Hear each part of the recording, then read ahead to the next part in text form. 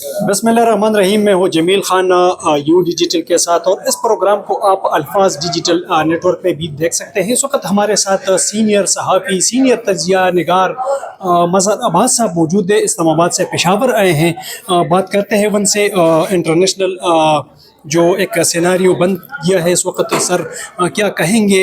जो पहला दौर था मुज़ाकराती वो तो हो गया, दूसरा दौर क्या आप समझते हैं पाकिस्तान में हो जाएगा? ये कामयाबी मिलेगी पाकिस्तान को? नहीं, पाकिस्तान की कामयाबी तो यही है कि पाकिस्तान को जितने भी फरीक हैं इस पूरी लड़ाई में भी, और वो पाकिस्तान को तस्लीम करते हैं एज ए सालिस, और ये बज़ाते ख़ुद पाकिस्तान की एक बड़ी कामयाबी है।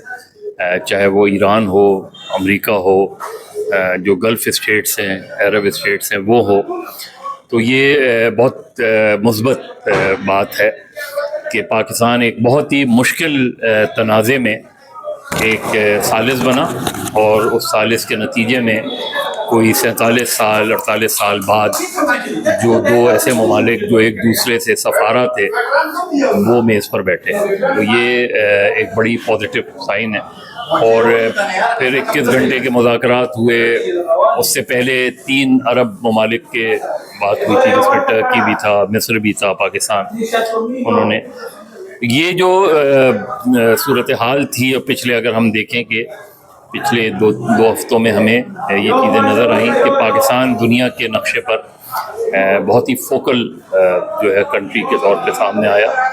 और अब ज़ाहिर है पहले बहुत से लोगों का ख्याल था जब 21 घंटे के मुज़ाकरात के बाद कोई मुआहिदा नहीं हुआ तो शायद ये मुज़ाकरात नाकाम हो गए। हालांकि वो मुज़ाकरात नाकाम नहीं हुए थे। किसी फरीक ने सिर्फ ये ज़रूर कहा था कि मुआहिदा नहीं हो सका, लेकिन बहुत सी चीज़ों पर इत्तेफाक हुआ उसमें। और अच्छी बात ये है कि बहुत से लोग समझे थे कि अब ये कोई लंबे अरसे तक मुअत्तल रहेंगे चीज़ें, लेकिन फिर हमने देखा कि बहुत तेज़ी से चीज़ें बदली हैं, और अब बात इसके करीब पहुंच गई है कि इस्लामाबाद में मुज़ाकरात हों, और वो मुज़ाकरात मज़ीद किसी और मुज़ाकरात के वो नहीं हो, बल्कि कोई मुआहिदा इस सिलसिले में हो जाए।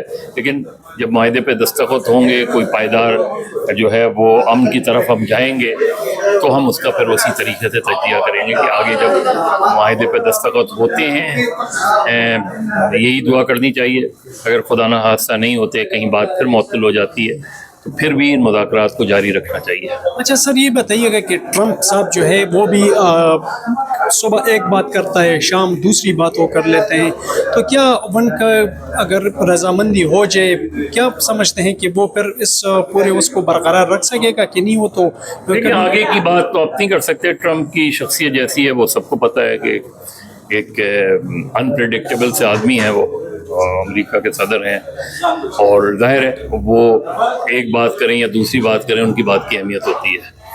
और अहमियत इस लिहाज से होती है कि वो डोनाल्ड ट्रंप नहीं है, वो अमेरिका का सदर है, इसलिए। तो इस लिहाज से अच्छी बात यह है कि पाकिस्तान के हवाले से अब तक जो उनका रवैया है वो पॉजिटिव है।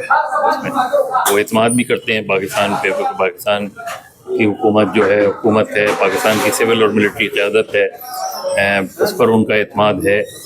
और अच्छी बात यह है कि ईरान का भी एतमाद है। अब वो तो अनप्रेडिक्टेबिलिटी का तो उनका एक नफ्सियात का मसला है, उसका कोई कुछ नहीं कर सकता, वो कोई भी सरप्राइज़ दे सकते हैं। लेकिन अभी तक नज़र यही आ रहा है कि वो अब ज़हनी तौर पर इस चीज़ के लिए तैयार हैं। ये जंगबंदी मुस्तकिल होनी चाहिए और बात आगे बढ़नी चाहिए।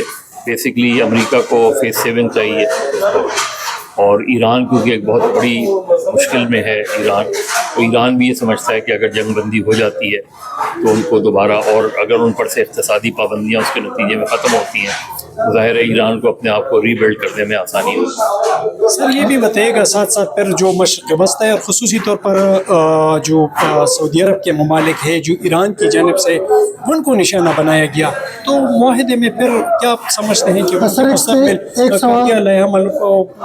सर एक सवाल मेरा भी इससे लीजिए कि ये अमेरिका और ईरान के माहदे के बाद क्या सऊदी अरब और ईरान का जो कन्फ्लिक्ट चल रहा है प्रॉक्सीज के ज़रिए अपने मफादात में, यमन में, शाम में, पहले आपने देखा? देखिए वो सारे अभी हम एक ही तनाज़े पे बहुत सारे तनाज़ात को ले आए हैं।